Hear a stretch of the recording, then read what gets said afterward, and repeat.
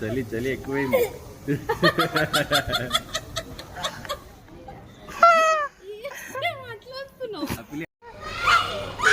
పొద్దున్నే మాకు ఎంటర్టైన్మెంట్ ఈరోజు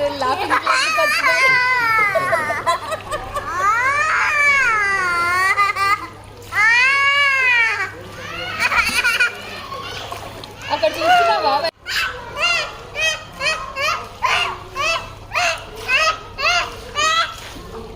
చాలు బాల్ చూడు, బాల్ పైకి వస్తుంది.